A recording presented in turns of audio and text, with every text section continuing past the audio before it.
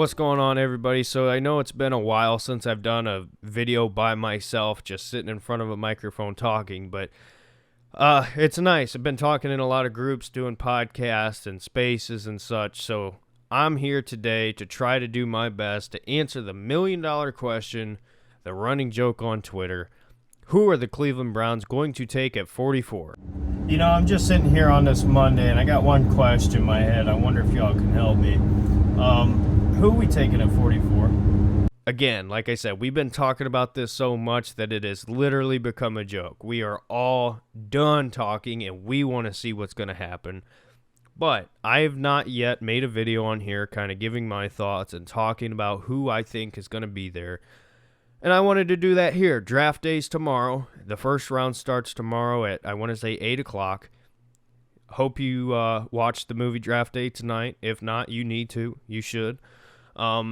But this is an interesting draft. And I just want to talk about the draft as a whole quick before I get into the Browns. The way the board is going to fall is going to dictate a lot. And I know we say that every year maybe, but the uncertainties in this draft are unprecedented. I mean, the last time we didn't really know who the number one overall pick was going to be was in 2018.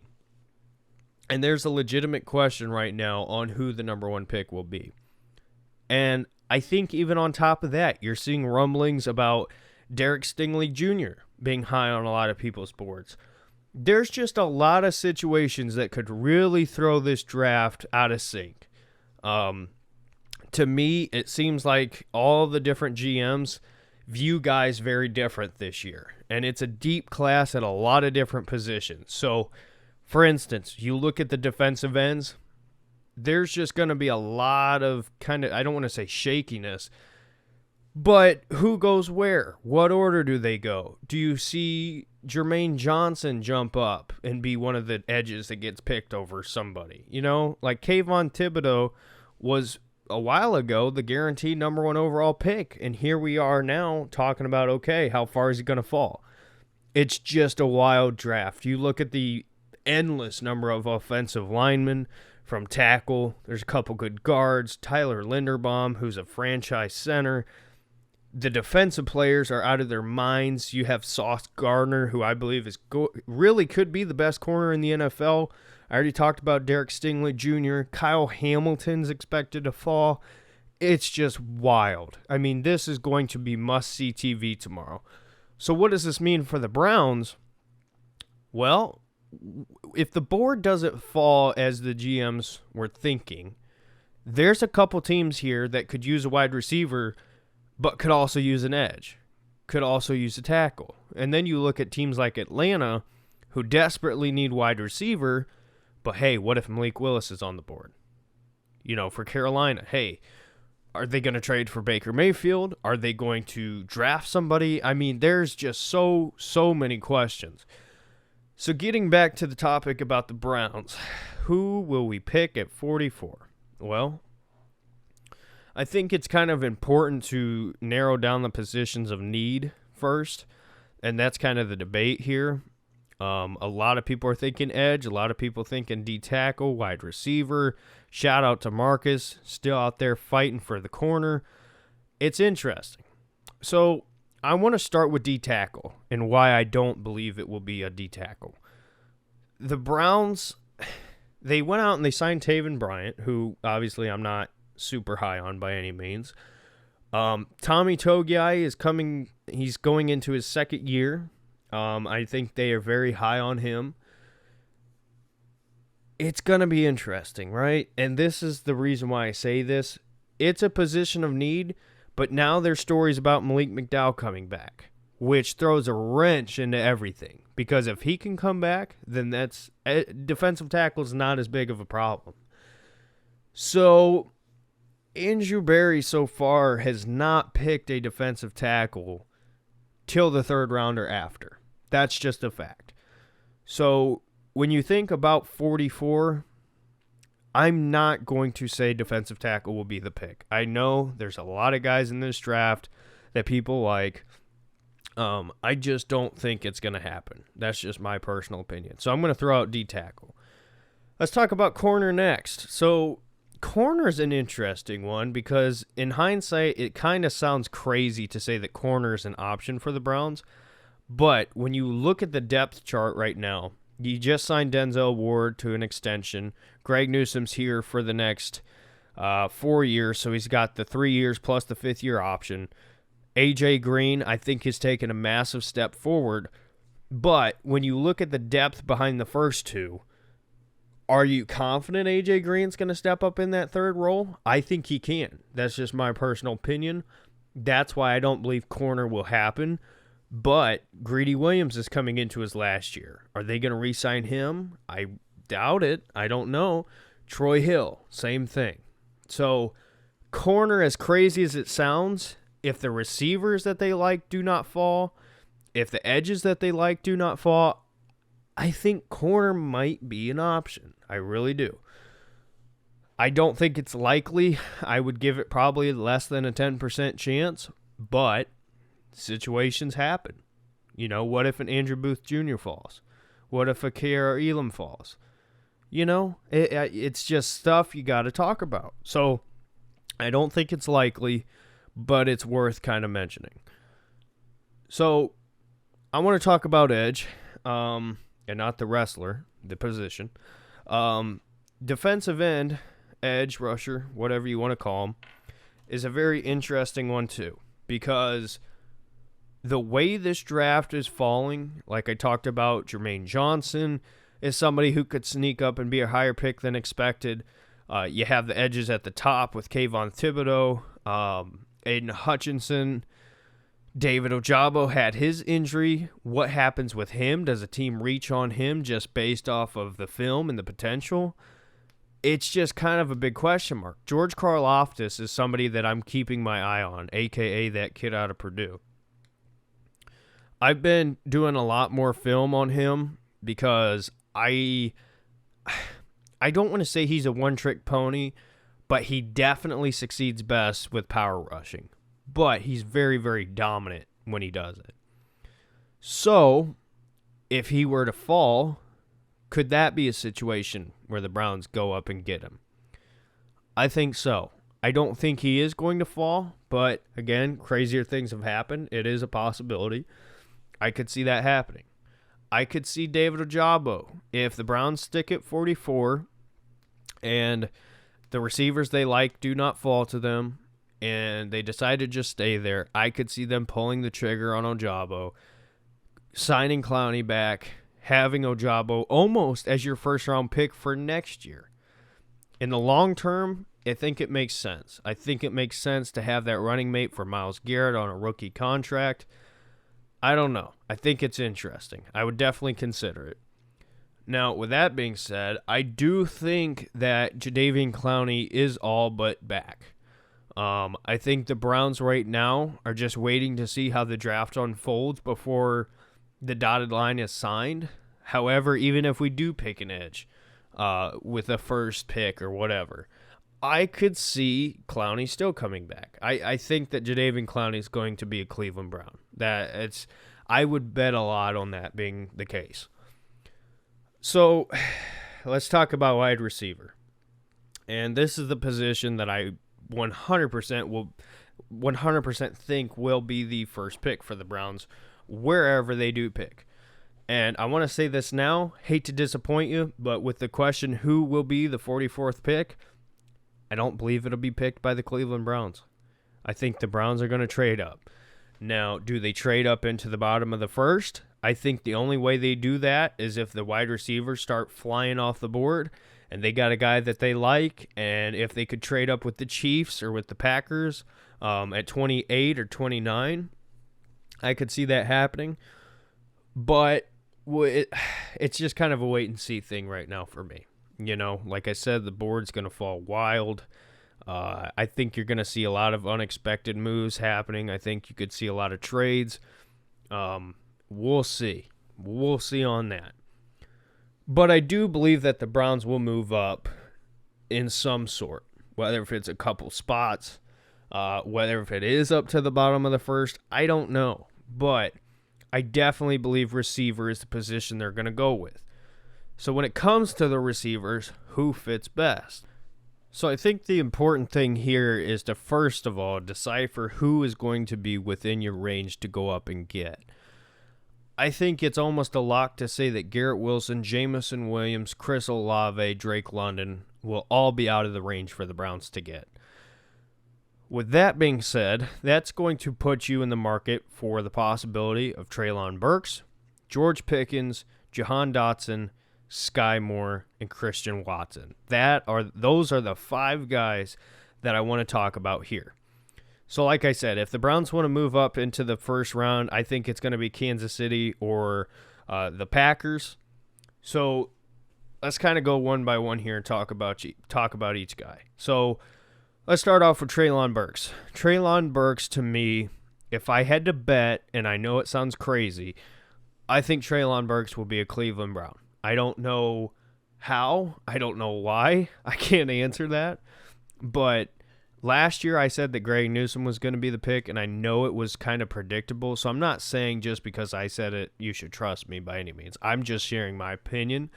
I think that Treylon Burks will fall. I think there's a legitimate chance he could fall into the second round. If that is the case, I believe that Andrew Berry would be willing to give up a little bit of capital to move up from 44 and go and get his guy.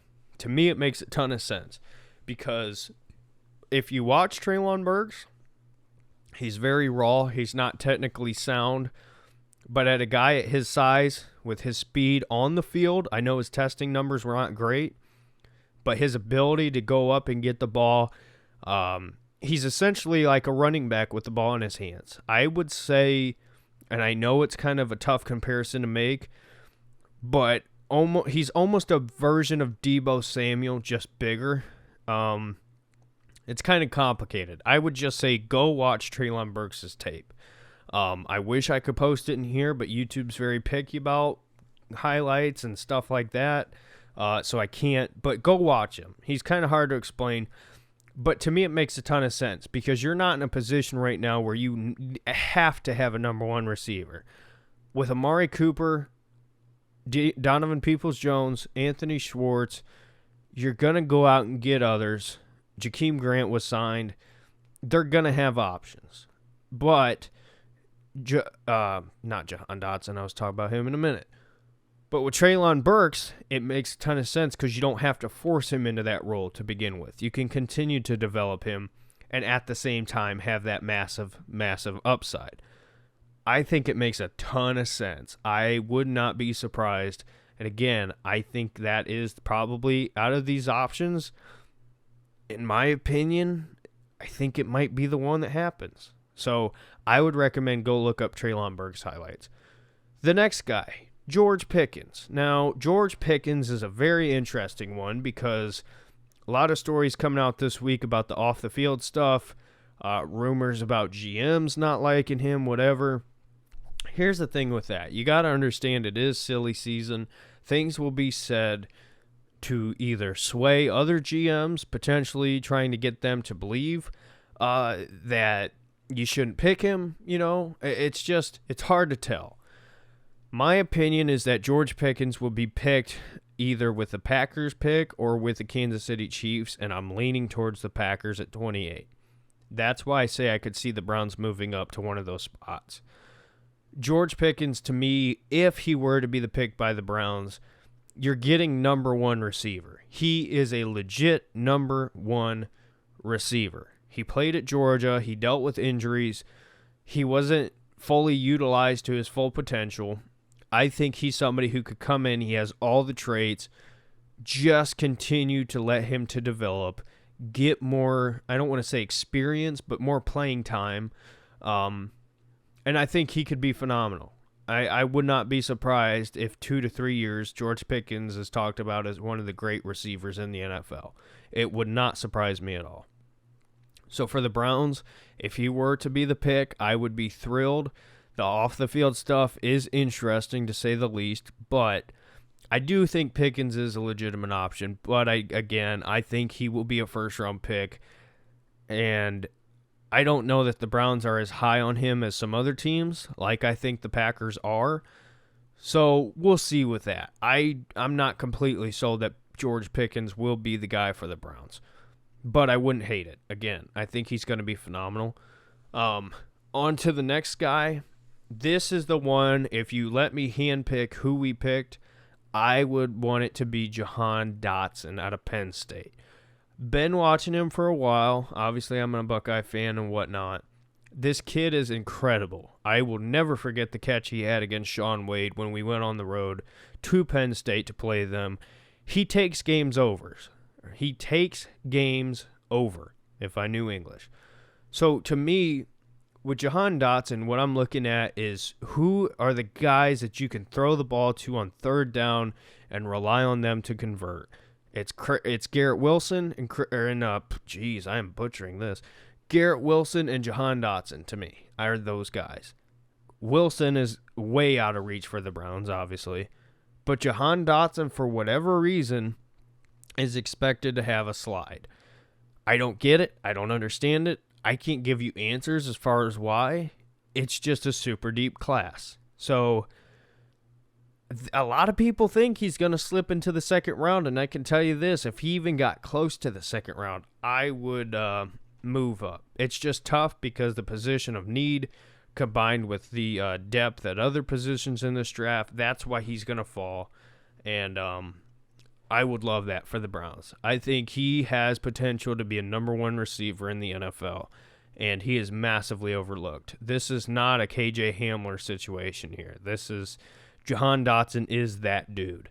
So I would love Jalen Dotson to be the pick. Shout out to Jaden. He's been on the Jalen Dotson trade from day one. That's his guy. He's incredible. I mean, he would be a great get for the Cleveland Browns. The next guy, Skye Moore, is somebody who I think would be a perfect day one fit for the Cleveland Browns. You're talking about a guy who's got tremendous release, tremendous route running technique. He manipulates corners to perfection. To me, he's the perfect guy. Bring in day one, throw him in the slot. You pair him out there with Amari Cooper, Donovan Peoples-Jones himself, as well as the other guys you'll probably add because, again, we're not done at receiver. That would be incredible. You know, the concern with him is playing at a non-Power 5 conference or division, whatever. That's concerning because the level of competition is not great. But you do have the fact that he is already technically sound. He's already got important parts to his game figured out for the most part. And if you pair him with a guy like Amari Cooper, allow him to fine-tune that, learn even more, I think he could be spectacular. He plays even bigger than he is. My concern with Skye Moore is I don't know that he can be a number one receiver. That's my problem. There are certain guys that are meant to be in certain roles. I think Skye Moore is meant to be a number two receiver with that dominant X on the outside, whatever. I just don't know. I would love the pick, but long term, we'll see with that. That's what I'll say. I do think he will be there at 44 if the Browns stay pat and go ahead and pick at 44. So I'll say that. The other guy is Christian Watson from North Dakota State. And he's somebody who's had incredible Senior Bowl tape. That's kind of what the rise of Christian Watson has been. Everybody had their eye on him just because of the potential. This is somebody who's got big size, pretty solid speed. He's great as a prospect. He's just very, very raw. And in the Senior Bowl, he really showed out and embarrassed a lot of guys there. And there's a lot of talks before a couple weeks ago about him being a first-round pick. Now where we sit, who knows? So I think he's probably the most likely option to be there at 44. I'd say this, I don't love that. I don't love him as a prospect. It's not that he can't turn into something good. I'm just not confident. I'm not confident based on what I've seen so far from him, the drops. I'm concerned, and we'll see. But wrapping this up here, it's going to be an interesting draft tomorrow. Will the Browns move up? I doubt they'll move up into the first round, but again, like I said, if the run on receivers goes, maybe they pull the trigger. We'll just have to see. But let me know your thoughts. Who do you want for the 2022 NFL Draft for the Browns with their first pick? Will they stay at 44? Let me know. Thanks for watching. We'll see you in the next one. Bye-bye.